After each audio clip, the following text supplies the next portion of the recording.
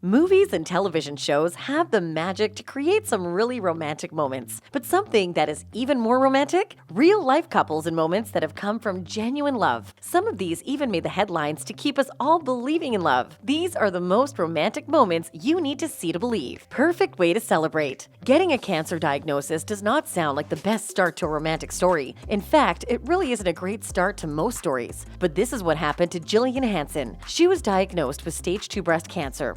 She knew that it was going to be a long journey back to health, so she decided to offer her boyfriend at the time, Max Allegretti, an out. She told him that she would understand if he wasn't ready for all that it would bring. He had no interest in going anywhere, and right through her treatment, he was there for her. He made a point of reassuring her at all times and making her feel beautiful. And then at last, it was the last day of her chemo, and Max knew he really wanted the special moment to be even more special. He spoke to the hospital, and in a room of friends, family, and nurses supporting Gillian on her last day of chemo, he asked her if she would marry him. The moment was caught on camera, and it was incredibly sweet and so romantic. It was the best way to celebrate and help her focus on the future. It was really sweet, but the story got even better. Anyone that has ever had or lived with someone that had went through chemo knows that it isn't over just as soon as they're done with chemo. It takes a while to get back to normal and back to health. So planning a wedding right after that has to feel overwhelming, making it even more special that people who saw the story gave the couple their dream wedding along with the planning. So they were able to get married and have an incredible wedding without a lot of the added stress that it could bring. Their beautiful wedding was another romantic moment you needed to see to believe. A love to remember. This started out as a very traditional and sweet love story. When Camry Curto met Steve, who would eventually become her husband, it all seemed very simple. Quickly, the two started dating, and later on they got engaged and were super excited when they found out they were having a baby. The pregnancy was completely normal and seemingly healthy until the third trimester, when Camry suddenly had trouble breathing. She was rushed to a hospital, and there she had a massive seizure and a stroke and was in an induced coma after her baby was born. When she woke up, it was immediately obvious that things weren't right. She didn't remember Steve or her parents. And even more heartbreakingly, she didn't remember being pregnant or that she had a baby. Her long-term memory was wiped, and she had difficulties with her short-term memory. So even after spending time with Steve and baby Gavin, she would have trouble remembering them afterwards. Now, I know what you're thinking. This all just sounds incredibly sad and not all that romantic. But the romantic moments came later as the family stuck together. One day, Camry was sitting on the couch with Steve, and she told him, "I don't know who you are, but I know I love you." These sweet words inspired Steve to write a book about their life and everything that they went through, everything that Camry had forgotten. She could read it and find a little piece of what she had lost. Now it has been years since then, and Camry has not regained her memories. But the family is doing well, and they have found a way to make their family work. And Camry is a wonderful mother and doing really great. A bride's special walk down the aisle. Liz and Scott Shoesmith met on a dating app, and she quickly social media stalked him before their first date, as anyone does. What surprised her was finding out that he was deaf. It sounds like she was a little nervous about the communication, but she was really pleasantly surprised. Their communication came easy, and falling in love came naturally. Scott is excellent at lip reading, so the fact that Liz couldn't sign wasn't as big of a stumbling block as she feared. But she also knew that she wanted to learn, and while their relationship grew, she secretly learned sign language. The couple got engaged, and Elizabeth knew that the best day to surprise Scott with her new skills would be on their wedding day. The incredibly romantic moment was caught on camera as a way to share the moment with family and friends who couldn't be at the small wedding, and for those of us who love a good romantic moment. As Liz was walking down the aisle towards Scott, Christina Perri's song "A Thousand Years" was playing. But because Scott wasn't able to hear it, Christina had learned to sign the entire song, so she signed the song for Scott. The beautiful words of the song and just how much this gesture meant to Scott made this an incredibly romantic moment. Falling for your sperm donor. This is one that sure sounds like it has to be out of a book. It sounds too weird to be real,